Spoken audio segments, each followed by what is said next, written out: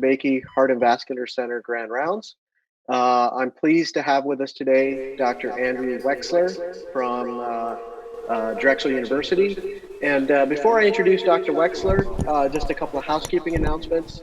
We obviously want this to be interactive Grand Rounds. And so if you have questions, you can either text them or text DeBakey to 37607, or you can go to pollev.com/DeBakey to enter your questions, and we'll have some time for questions at the end of Dr. Wechsler's talk.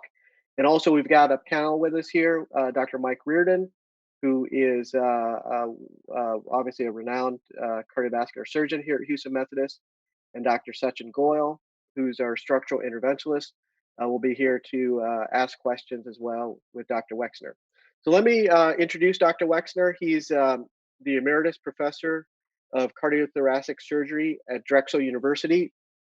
He's the Editor Emeritus of the Journal of Thoracic and Cardiovascular Surgery and past Editor-in-Chief of the American Association for Thoracic Surgery. And he's the previous chair of the Department of Cardiothoracic Surgery at Drexel University. He has really a long-standing research career as well.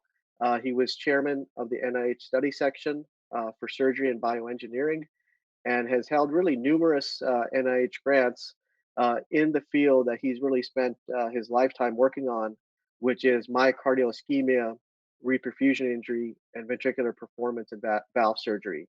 And he's very accomplished academician as well, with over 330 peer-reviewed publications and 59 book chapters.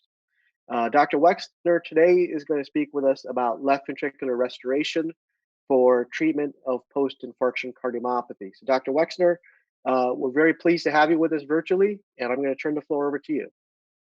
Well, thank you very much for that introduction. It's really a pleasure to be here, even if only virtually. Houston Methodist Hospital is certainly world-renowned for its cardiovascular programs, and it's a great honor to be speaking there.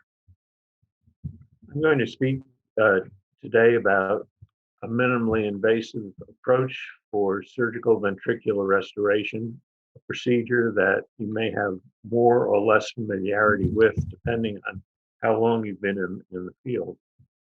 So I have a couple of relevant disclosures. I do consulting work for Bioventrix Incorporated, and it's a company that makes a product that we're going to discuss later in the talk. However, none of these uses that I'll describe are off-label. After an acute myocardial infarction, the myocardium affected dilates, thins, and becomes scarred. And over time, as the contractile units from that region are lost to the ventricle, the remainder of the ventricle also dilates. As that process of dilation occurs, the papillary muscles also are placed under increased tension, and the consequence is the development of functional mitral regurgitation, most often involving the posterior papillary muscle, affecting the posterior leaflet of the mitral valve. Although there are many changes on the cellular level, most of which are moderated by neurohumoral influences, it's important to recognize that there are important structural changes in the myocardium.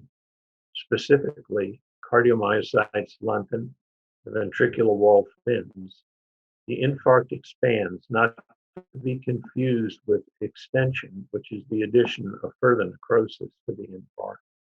There's absorption of inflammation and necrotic tissue, and myocytes hypertrophy as they try and compensate for the lost contractile units associated with the infarction. Ultimately, collagen accumulates in the interstitium in the region of the infarction with the formation of scar. And over the passage of time in the dilated ventricle with increased wall stress, there's continued expansion of the infarcted area and dilation of the ventricle. So in this cartoon, you can see that after the initial infarct, the long-term prognosis and potential for recovery depends very much on the extent of dilatation of the ventricle. Ventricular volume is extraordinarily important, and this is referred to as global remodeling, which takes place over days, months, to years. The three things most associated with this ventricular dilation are an increase in wall stress, an increase in left ventricular end systolic and diastolic volume, and an accompanying decrease in the ejection fraction. If one is looking at the long-term outcome of patients who have ventricular dilation, there have been a number of studies that have pointed out the importance of ventricular size. In this plot by Magrino, you can see that the risk of both heart failure in blue and mortality in yellow is plotted against the range of end systolic volume. It's very clear that as end systolic volume increases, there is a marked increase in the risk of either heart failure or death. In a very large meta-analysis of a large number of randomized clinical trials, a plot was made of the odds ratio for death in large RCTs versus the difference in change from baseline end systolic volume associated with treatment of patients with heart failure. There evolved a very strong relationship, highly statistically significant, between the probability of death or rehospitalization depending on the end systolic volume. And whenever the end systolic volume tended to increase, the consequence was a great risk of increased mortality, or expressed inversely, a decrease in survival rate. It seemed like the obvious solution to this was the advent of early percutaneous coronary intervention and opening up of the infarct-related vessel. Unfortunately, as the opportunity to study this further evolved, it was clear that even early PCI in very, very high quality units did not consistently prevent remodeling. And here are just three studies, one by Bolognese, and their conclusions, which were significant left ventricular dilation occurred in a relevant proportion, 30% of patients with acute myocardial infarction that was successfully treated with primary angioplasty. In another study by Savoy, recent improvements in acute myocardial infarction management do not abolish left ventricular remodeling, which remains a relatively frequent event after an initial anterior wall infarction. And finally, the recognition that that not all patients receive prompt treatment, and as many as 20% of patients may arrive greater than 12 hours after the onset of the ischemic event. Greg Stone looked at all-cause mortality plotted over the time in month in an attempt to equate the size of the myocardial infarction with the probability of death. In the highest quartile, shown in red, in which there was 29 or 30% of myocardium infarcted, you can see that this was associated with 4 times the rate of mortality from those who had a minor myocardial infarction. When mortality was combined with hospitalization for heart failure, that was 8 times the probability of patients receiving the same adverse consequence who had a minimal myocardial infarction. So the relationship between infarct size, remodeling as manifest by end systolic volume index, and outcome are clearly established. In this simplified slide, cartoon, is illustrated a patient with congestive heart failure and the ideal of treatment strategy. Patients who have congestive heart failure and dilated ventricles are far along the end diastolic pressure volume curve, with high end diastolic pressures, decreased stroke volume, and markedly stunted end systolic pressure volume relationships, which relate to myocardial contractility. The goal of treatment, that is guideline-directed medical therapy, devices, correction of any physical abnormalities in the ventricle, ought to bring the patient towards the left, back into a more normal part of the end diastolic and end systolic pressure volume curve. Being far out on the right of the end diastolic pressure volume curve and end systolic pressure volume curve associates the patient to increased demands for myocardial oxygen consumption, since this is definitely related to the area under the curve shown in green. From this realization, and knowing that the goal of medical therapy is to bring the patient leftward on this curve and create reverse remodeling, it was intuitive to try and accomplish the same thing using a surgical technique. And this resulted in the evolution by Vincent Dorr in Monaco of surgical ventricular remodeling. Conceptually, this is a simple procedure and accomplishes several things. Wall stress is related to Laplace's law and is determined by the intraventricular or intracavitary pressure times the radius divided by 2 times the wall thickness. So here, in a dilated cardiomyopathic ventricle as a consequence of a large anteroseptal myocardial infarction, you can see the dilated diameter of the ventricle. The Dorr procedure involves restoring a much smaller circumference to the heart and greatly reduces the left ventricular internal diameter. The procedure is conceptually simple. One cuts through the scar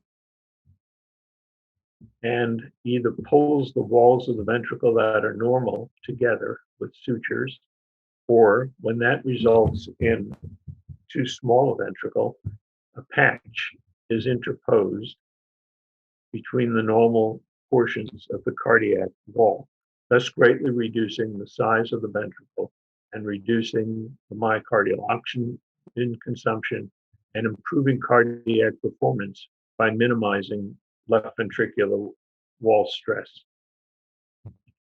However, the ventricular restoration procedure is a high risk procedure. There are risks associated with cardiopulmonary bypass, risks associated with the mandated ventriculotomy. It has been shown to have a high morbidity and mortality in inexperienced hands.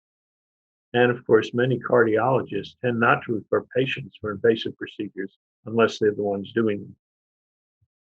In any event, this is an example of a patient in the midst of a Dorr procedure. This was a patient of mine. And to help orient you, this is the apex and lateral wall of the left ventricle. What you're looking at here is the scarred ventricular septum.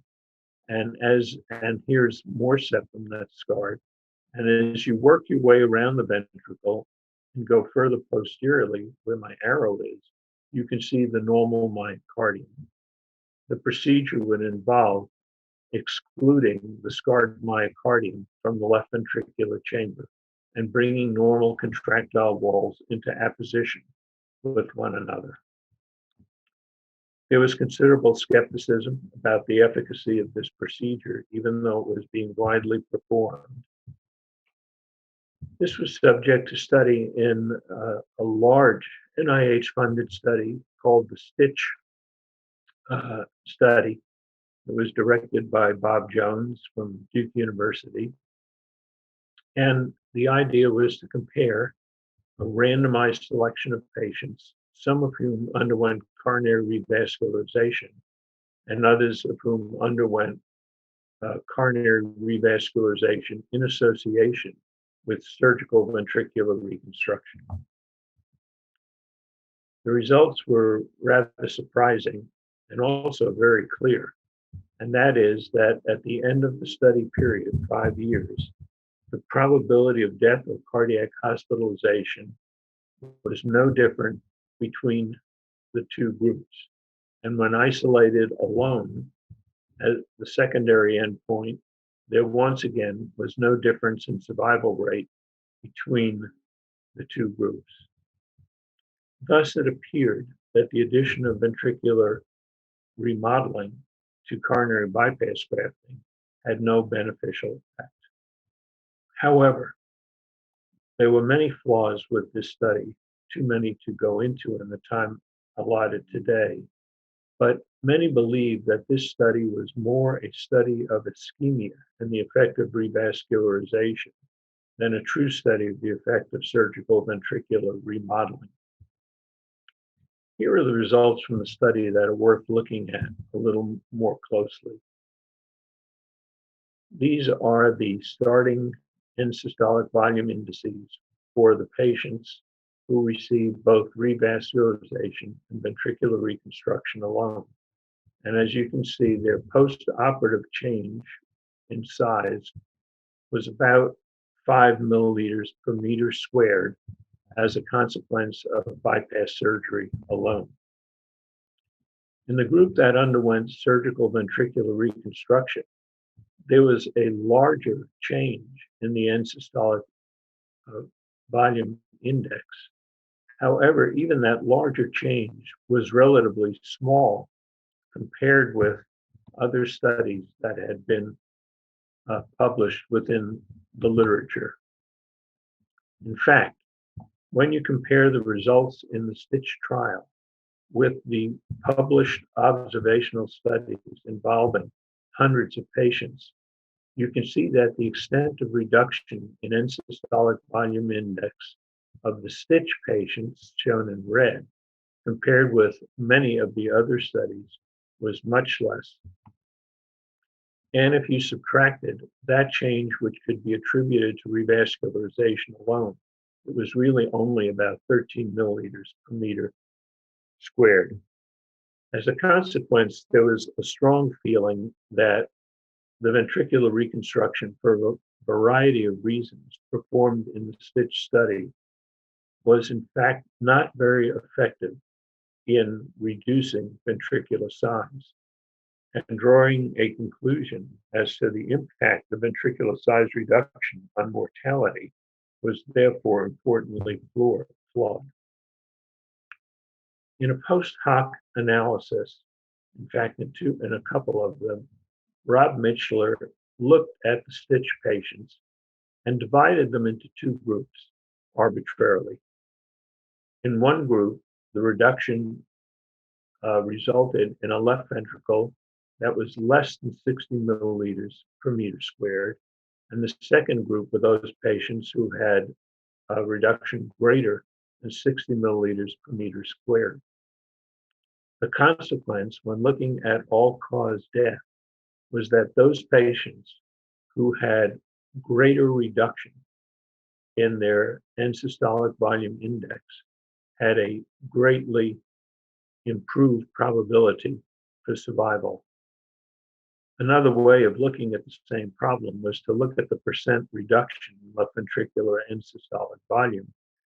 And those patients that had a 30% or greater reduction in end-systolic volume had a greatly reduced probability of death compared with those patients who had a rather inadequate reduction in end-systolic volume index. Now, the door operation conceptually is a really simple operation. The idea is to cut into the scarred anterior septal scar and then simply using sutures to bring normal myocardium into close apposition with other normal myocardium. And in those rare instances where doing this did not or resulted in a ventricle that could be too small, a small patch would be interposed to keep the ventricle at an adequate size. So the question evolved, what if there was a less invasive way to do ventricular reconstruction that did not involve sternotomy, cardiopulmonary bypass, cardiac arrest, and even ventriculotomy?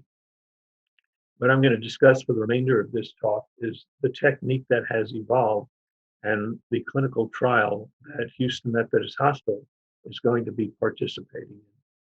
Here once again is the cartoon of a left ventricular scar.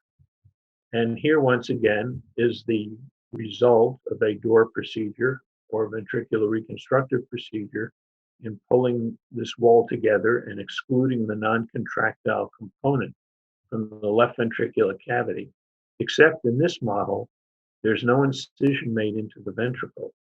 And these scarred portions of the ventricle are brought into apposition by the placement of an internal compression plate within the right side of the interventricular septum that is mated with an external compression plate on the external surface of the left ventricle within the scar.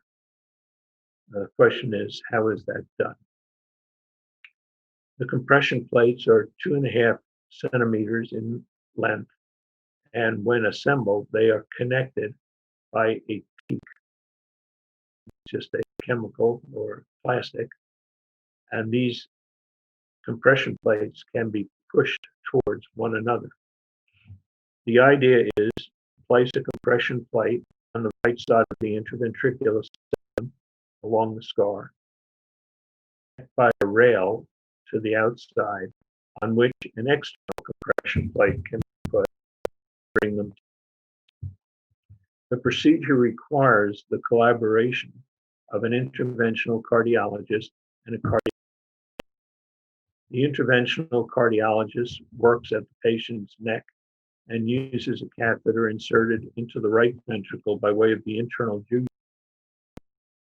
through which a variety of catheters and instruments, including the compression plate, can be passed. The surgeon works through a mini thoracotomy where he can visualize the external surface of the left ventricle and place a needle through the left ventricle, across the septum, and into the right ventricle, where it can be grasped by the interventional cardiologist. The final step, once a rail is created, the internal anchor and the external anchor are connected. And that's shown better in this movie. So we can see here, this is a typical patient who would receive the procedure. This is a 2-chamber view of the left ventricle. And here is a 4-chamber view of the left ventricle. You can see the large non-contractile area at the apical septal region. And the goal of the procedure would be to exclude this component of the ventricle from the left ventricular cavity. The procedure works better than the slides.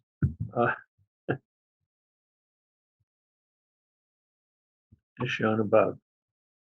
In the first step of the procedure, the surgeon places a needle across the LV wall, across the septum into the right ventricle, and the cardiologist snares that needle through which a wire is passed, and then a larger, actually a dilator catheter.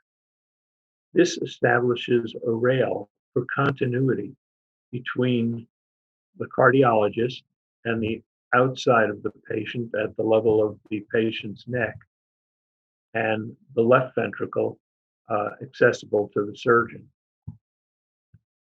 In the final step of the procedure, the cardiologist brings the anchor down against the ventricular septum. The surgeon places an external anchor, and the two are compressed, thereby excluding all of this from the left ventricular cavity. This can be seen a little bit clearer on the next slide. Here you see the internal anchor being deposited by the cardiologist and connected by a rail to the surgeon who compresses it.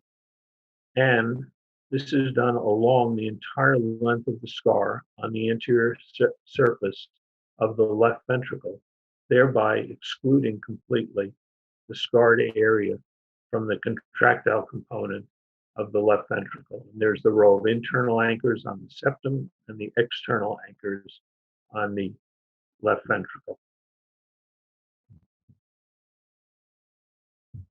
This is a view taken during such a procedure using transesophageal echocardiography. And what you will be seeing is, in the initial view, is the compression plate on the septum and that on the anterior ventricular wall, the two connected, and then the effect of bringing the two together. So here is the compression plate on the right side of the septum. There's a compression plate on the external left ventricle. This is the connecting tether. And here,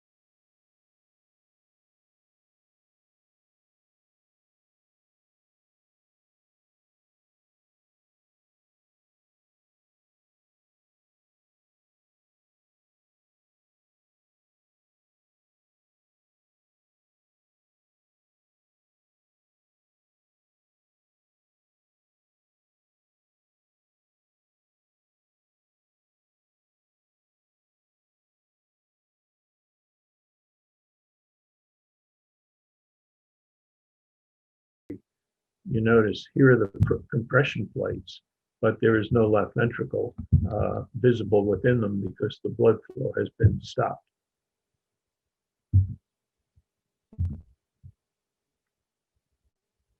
Looking at echocardiography of a before and after, above is shown the pre-operative dilated left ventricular cavity with the greatly rounded apex and poor contraction. Below is shown the effect of placing the compression plates. You can see the reconfigured left ventricle and appreciate that its size has been greatly reduced. This is a 4-chamber CT scan of a before and after patient. This was a very large left ventricle with an end systolic volume index of 127 milliliters per meter squared. And the procedure resulted in a 46% reduction in end systolic volume index. So the final end systolic volume index was 69 milliliters per meter squared. If you superimpose the post effect on pre-effect, you get a visual sense of the amount of left ventricle that was excluded from the contractile cavity.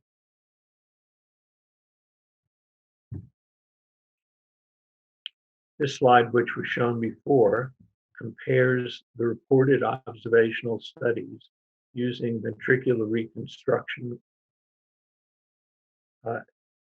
in terms of the percent of reduction in end systolic volume index, compared with the results from the Stitch study. And superimposed on that are the initial attempts using these compression plates, or anchors as we call them, to reduce the size of the left ventricle. And you can see that this procedure mimics very closely the open surgical procedure. Obviously, the mortality and morbidity in this relatively non-invasive procedure is a great deal less. In a study done in Europe to obtain CE mark approval, which has now existed for almost 3 years, you can see that quality of life was improved by 34%. That's using the Minnesota Living with Heart Failure criteria.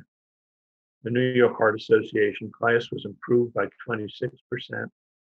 6-minute walk test improved 21%. And ejection fraction improved 16%. And these results were published in the European Journal of Heart Failure. I'll show you these results in the first 86 patients, as well as a secondary group in a little bit more detail. So in yellow are the studies from the CE mark trial. And you can see that the left ventricular end systolic volume index and diastolic volume index decreased importantly, and the ejection fraction increased. After CE mark was obtained, there were an additional 150 or more patients who were operated on, and their results are tabulated as shown in the light blue. You can see that the end systolic volume index reduction was even greater in that group of patients at about 43%. The end diastolic volume index reduction was greater at 38%, and ejection fraction increased 25% in that group of patients. In the CE mark trial, the New York Heart Association class improved, the 6-minute walk improved, and the living with heart failure score decreased, which indicates an improved quality of life as assessed by the patients themselves. All of these data that I showed you were highly significant, as shown on the far right, when subjected to analysis. There was an important reduction in end systolic volume index of 20 milliliters per meter squared compared with the 11 that was obtained in Stitch. As a result of these studies, and after negotiation with the Food and Drug Administration, the company, BioVentrix, has initiated a multi-center two-phase trial. In this trial, 120 patients will be enrolled, 80 of whom will be subjected to the procedure, and 40 will serve as controls. Patients must be class 3 or class 4 to be enrolled in the study and have to be on guideline-directed medical therapy. The follow-up period for effectiveness and safety is 1 year, but the company has made the commitment to follow these patients for 5 years. The primary safety endpoints are 0 to 30 days after surgery. When compared with data from the Society of Thoracic Surgeons database, which includes death, mechanical complications, emergent cardiac procedures, prolonged ventilation, renal failure, and stroke. Another safety comparison is to compare for 12 months the test group versus the control group for death, mechanical support requirement, heart failure, reoperation, bleeding, or tamponade. The primary effectiveness versus guideline-directed medical therapy is to improve New York Heart Association classification by 1 class, to improve the 6-minute walk test by 25 meters, the quality of life by 10 points, and to avoid rehospitalization for heart failure. The key inclusion criteria are simply that patients must be over 18 years, They should have a contiguous acontractile area, which is akinetic or dyskinetic scar involving either the anterior, anteroseptal, apical, or anterolateral region of the left ventricle. The left ventricular ejection fraction must be less than 45%. In reality, almost all the patients who have been operated on have ejection fractions between 15 and 30%. The end systolic volume index must exceed 50 milliliters per meter squared or be roughly greater than twice normal. And they must be in New York Heart Association class 3 or 4 for failure. And the patient must be on guideline-directed medical therapy. We're very, very pleased that Houston Methodist Hospital is going to be participating in this trial. So thanks very much for your attention. Sorry for a couple of the glitches with the slides, but it's the price of doing virtual conferences. And I'll be very, very happy to participate in any discussion or questions. Great. Well, thank you very much, Dr. Wechsler. That was a wonderful presentation and a nice kind of overview of the pathophysiology that happens post-infarction. Maybe let me start off before we bring in Sachin and Mike Reardon. One of the questions, obviously, is with these patients with large anterior MIs, I always think of it that there's two sequelae that we're concerned about. One is obviously the heart failure sequelae, and then the other is the arrhythmic complications. And it seems that ventricular restoration certainly may help with improving the hemodynamics that may help with heart failure symptoms. What about with regard to arrhythmic symptoms? Is there any data on arrhythmic symptoms and change in rhythmic symptoms with ventricular restoration? It's a terrific question, of course. The operation really does not directly influence those patients who have episodic ventricular tachycardia, for example, or ventricular ectopy. Of the, I think, 300 patients who've been operated on, there have been only 5 or 6 who have had serious accompanying ventricular arrhythmias, and all of those patients underwent ablation at their hospital sites, one of whom underwent ablation after having the procedure.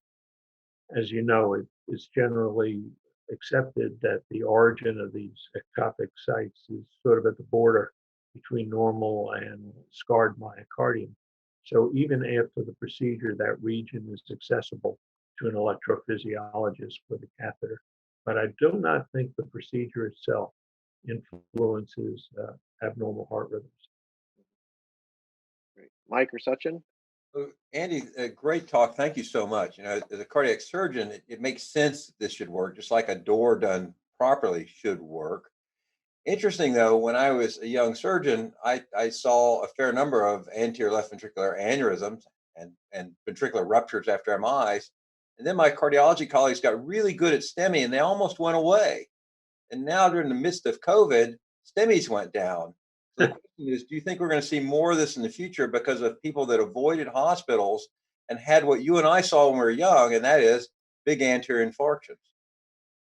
That's what a good question, Mike. That Greg Stone, who is the co-PI on this study, confirms exactly what you said, that people are definitely appearing less for acute management of myocardial infarction. And unfortunately, I think we can read into that we're going to see a recrudescence of large anterior infarctions. The other thing, however, is that even with successful treatment of anterior infarctions, significant anterior infarctions, as these patients go out years and years from their original therapy, they start to develop ventricular dilatation in many instances.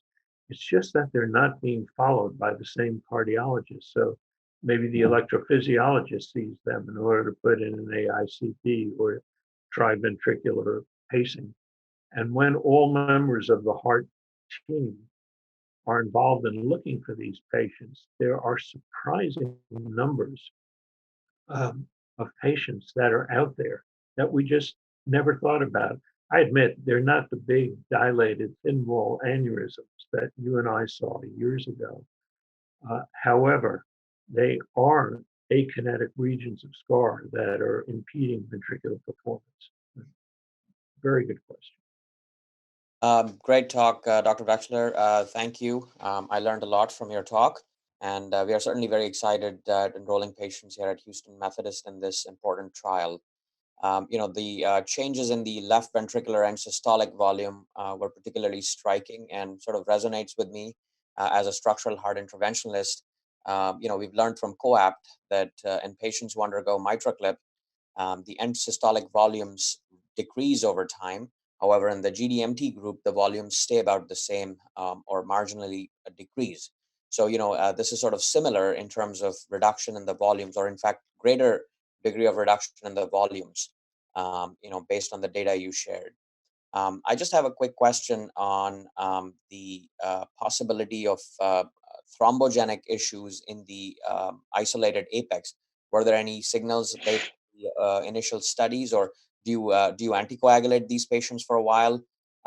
Meaning, are these dilated apical portions of ventricles completely isolated by these anchors, or is there any possibility of thrombus formation, at least in the short term?